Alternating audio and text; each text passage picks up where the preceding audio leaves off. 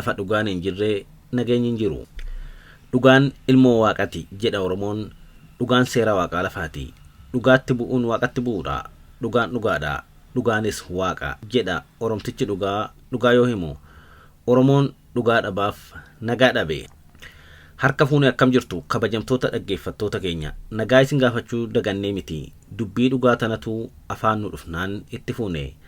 Sagantaa keenya hundee Oromummaa har'aatiin maalummaa qooda ulfinaa fi tika dhugaan saba Oromoo biratti qabdu haga tokko maddeen adda addaarraa waan walitti qabannee kan isiniif dhiyeessinu ta'a. Haga xumuraatti nu caqasaa jenna. Sabni dachee tanarratti uumame martuu addunyaa irra jiraannu tanaaf hiikaa fi hubannaa adda addaa akka qabu wal naman gaafachiisu.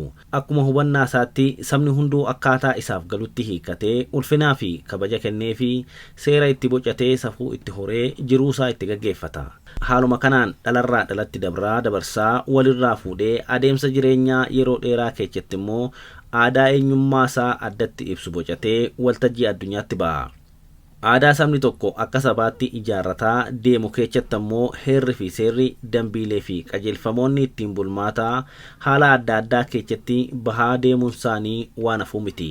Aadaa sabni tokko bocatu immoo bu'uurri isaa guddaan dhugaa uumamaan lafa jiru irratti kan hundaa'e ta'uunsaa waan lama gaafachiisu miti. Seerri uumamaa immoo dhugaa waan of keessaa qabuuf seerota ilmaan namaa akka irraa baafataniif isaan gargaaraa jechuudha. Kunis immoo dhugaa uumamaaf kennite irratti hundaa'uun ta'a. Sabni Oromoos dhugaa uumamaaf kennite kana hubachuun seerota ittiin uumaaf qajeelee uumama ittiin qajeelchu adda addaa baasuun ittiin bulaa tureera. Har'as ittiin bulaa jira. Borus kan ittiin bulu ta'a. Akka dhugeeffannaa saba Oromootti dhugaan waa hundaa oli. Dhugaan ilmoo waaqati jedhamee amanama. Kana jechuun dhugaa kan uume waaqa. Dhugaa dabsuun karaarraa maqsuun seera uuman lafa kaa'ee dabsuudha waan ta'eef waaqa walitti nama buusa jedhamee amanama. Akka amantii waaqeffannaa Oromootti namni fedhii fi seera waaqaa beekee amanee ittiin bule nama daandii dhugaarra jiru. Namni kun nama waa hundaa caalaa waaqa tokkicha sodaatudha. Namni kun dhugaa waaqaa malee waan biraa hin dubbatu. Kadhaansaa duraa yaa waaq dhugaa afaan na kaa'i kan jedhudha. Namni guutuun kan dubbii waaqaa isa dhugaa fi gaarummaan guutameedha. Arraba isaarraa waan ba'uun gaarumuu yookiin baduu akka danda'u tolchee beeka. Kanaaf dhugaa dubbatee dhugaa fudhata. Seera waaqaa isa hin sobin kijibaan ragaa namatti hin bahin jedhu jabeechee eegata. Seera kana cabsuun dabsuun yookiin jal'isuun daandii dhugaa isa gaarummaa fi qajeelarraa goruu yookaan maquu akka ta'e tolchee beeka.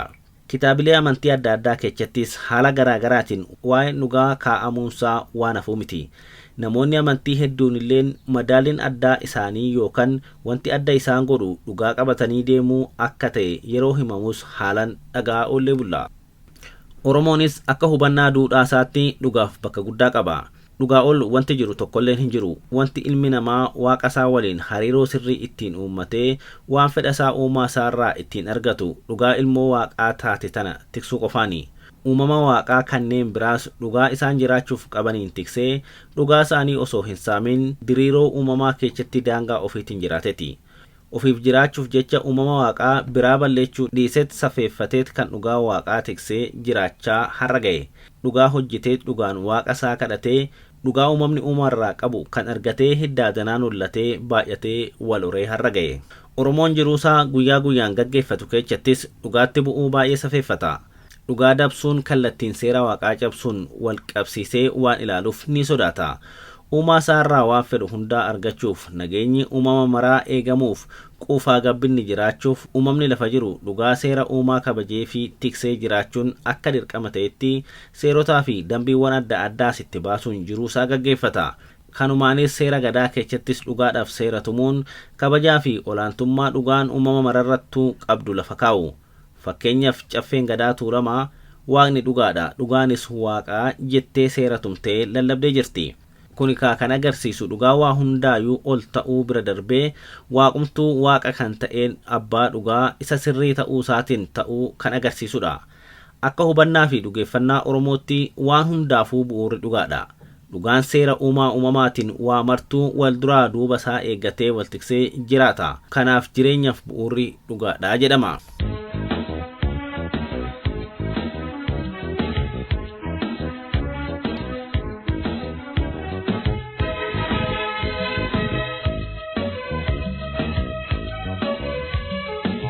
lafa dhugaan hin jirre waa hunduu hin jiru. Lafa dhugaan hin jirre nageenyi hin jiru, tasgabbiin hin jiru. Lafa dhugaan hin jirre quufaa gabbin hin jiru. Bakka dhugaan hin jirre sifaasugni hin jiru. Lafa dhugaan hin jirre ulfinni kabajni hin jiru. Lafa dhugaan hin jirre uumamni seera uumaa eeggatee wal duraa jiffuun wal tiksee jiraachuuf rakkata. Lafa dhugaan hin jirre gaaga'amaa fi mancaatii jireenyatu uumama.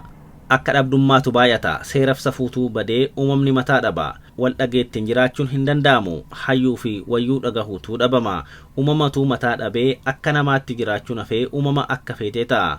Walii dhiiguu fi wal mararsiifannaa uumamatu badee bobbaagalli uumamaa kallattii dhabee sakkamni danata. Namni akka dhuunfaattis akka maatitittis akka hawaasaa fi biyyaattis mataa dhabee gaaga'ama jireenyaaf saaxilama. Lafa dhugaan hin jirretti maatis ta'ee hawaasaa fi biyya dhugaa fi mataa qabdu ijaarrachuutu dadhabama. Kanaaf dhugaan jiraachuu waa kamiitiifiyyuu waan daran murteechaa ta'edha. Dhugaa waa hundaayuu oli. Namni jabaan, hayyuun, biyyi, kaayyoon, sirni akkuma kamittuu sirneeffamu kamiyyuu walumaa galatti uumamni kamiyyuu waanuma qabu waliinuu dhugaadhaa gadi. Kanaaf dhugaan Oromoo biratti waa hundaa ol jedhamtee kabajamti, safeeffatamti, tikfamtilleedha. Olaantummaa fi qajeelummaa dhugaan qabduuf yeroo namoonni wareegama haga lubbuutti kanfalanis baay'inaan haala itti argaa jirrutu jira. Namoonni dhugaan galtee fi haalan hubatan maaliif dhugaan dabdi jechuun falmii fi gatii gurguddaa baasaa turaniiru, har'as baasaa jiru. Hamma jireenyi jirutti immoo fuulduraaf illeen gatiin dhugaan qabdu kun waan gadi bu'uun fakkaatu.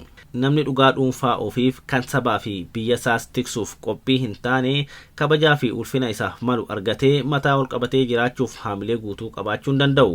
Kanaaf akka fakkeenyaatitti fudhachuu kan dandeenyu uummanni Oromoo akka sabaatitti kan waggoota dheeraaf gatii lubbuu dabalatee wareegama qaqqaalii kaffalaa jiruuf waan dhugaansaa alagaan jalaa saamamteefi. Qabeenyi isaa dachee dabalatee saamame, sirni jalaa balleeffame, kabajni akka sabaatti qe'ee isaa irratti qabu irraa mulqame, hayyuu fi beekansaa kan salphifame, walumaa galatti dhugaansaa waan saamamtee fi garboomee jiraachaa tureefi. Dhugaa kana deeffachuuf abbaa ilmaan falmii dhugaaf taasisan walirraa dhaalaa wareegama herreegni isaa tilmaamamuu hin dandeenye kan immoo seenaa keessatti yoomiyyuu hiikaa gaarii qabaatee jiraachuu danda'u kaffalaa turan har'alleen kaffalaa jiru. Fuulduraafis bakka barbaachisaa ta'etti waan kaffaluun oolamuu miti. Kunis kan agarsiisu dhugaan dhugaadha waan ta'eef dhugaa malee jireenyi hiikaa waan hin qabneefi.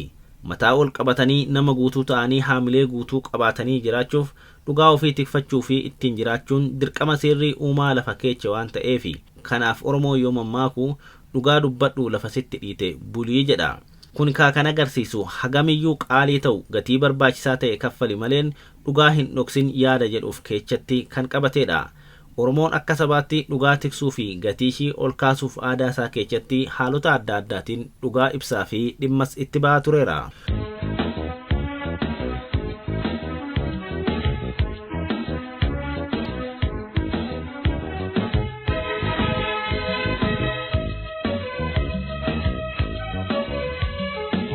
Oromoon dhugaa namaa fudhachuunis ta'ee kan ofii namatti dabarsuun cubbuudha jedhee amana.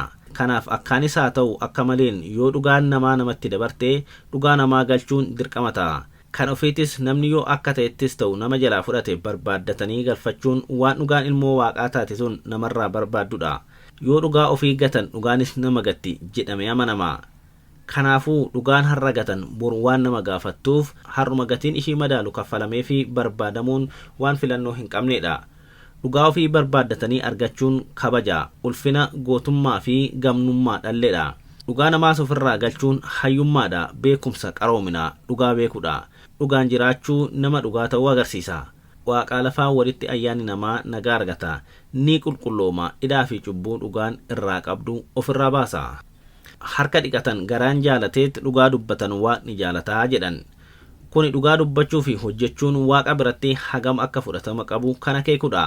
Akka hubannaa Oromootti ilmi namaa waaqa waliin hariiroo sirrii qabaachuudhaaf dhugaa dubbachuu fi dhugaa qofa hojjechuun waan filannoo keecha hin galleedha jechuu ni dandeenya. Dhugaan ilmoo waaqati baddeen baddu, dhugaan ni qallatti maleen hin cittuu jedhama. Kanaafis dhugaa ukkaamsuun hin danda'amu, ooltee bulti malee inuma baati. Dharri haga fedhe fiigdus dhugaa duran galtuu jedhama. Lubbuun garaa baqaqsan duute dhugaan garaa baqaqsan fayyiti jedhamees ni mammaakama. Kana jechuun egaa dhugaan ifatti waan jiru yoo irra qabaa tokko maleen dubbatan baatee qulqullooftii jechuudha. Dhugaan ifa dhoksaa fi irra dibaa hin jaalattu, fuullatti himan baati. Karaan sobaan darban deebii nama dhibaa jedhu. karaan dhugaa galas dhaqas dhugaadhuma banaadha gaaffiin qabu kan sobaa garuu akkuma kamittuu yoo dhaqa darban gala karaan isaa cufaa ta'a naman dabarsu sababni isaas sobni sobakaa takkaayyuu sobni dhugaa ta'ee hin beeku. Kanaaf Oromoon dhugaan ni tiksaa ni hooddata ni kabaja. Dhugaan dabde nama miti biyyaa fi saba miti sirna biyya dhoowwiti. Sabni Oromoo dhugaan abbuma dhugaaf akka taatuuf haala adda addaatiin ni tiksa. Maalummaa dhugaas ni lallaba. Malaawwan ittiin dhugaa tiksu keessaa jaarsummaa fi sirni kakuu isaan ijoodha. Yoo namni tokko dhugaa namaatti akka malee hin darbe jaarsummaadhaan gara dhugaa sun jirtu qalbiin ilaalu. Haalan eega qoratanii booda abbaa dhugaaf dhugaa galchu. Kan dhugaan qabnetti immoo murtee isa madaalu dhugaan itti muru. Yoo tarii immoo namni ilma namaa jalaa dhokatee kan waan dhugaa miidhu godhee shakkame yaamamee kakatee qulqullaa'a. Sirni kakuu kunis sirnaa fi akkaataa mataasaa waan qabuuf namni dhugumaan dhugaa dabse akka barsiifata Oromootti sirna kakuu kanatti hin galu. Sababni isaas dhugaa dabsanii kakachuun karraa ilmoo namaa balleecha jedhamee waan amanamuufi. Dhugaa dabsanii irratti kakannaan cubbuunsaa haga abba torbaatti nama biraa hin hafuu jedha Oromoon. Egaa kan kana ilaalaa kakuu kanatti galu waan jiru fakkaatu. Haala kanaan Oromoon karaa adda addaatiin dhugaa isaa tikfachaa asiin ga'e jechuudha. Yoo abbaan tarii dhugaa dabsee osoo akka aadaatti hin qulqullaa'in du'elleen cubbuun sun ilmootti waan darbuuf ilmaan nama sanaa akka aadaatti warra raagaa gaafatanii falatanii qulqullaa'uun dirqama ta'a. Dhugaa dabsuu sanyii namaa dabsiti. Kanaafuu dhugaan ejjattuu yoomiyyuu dhugaadhuma kabajamuu fi tikfamuu qabdi. Egaa kabajamtoota dhaggeeffattoota keenya kanarraaf qabanne kanumaan goolabna. Isinis warra dhugaa teechan tiffatu kan dhugaa namaatti hin buune ta'aa jechaa kanumaan nagaa isinitti dhaammannaa nagaanuu ta'a.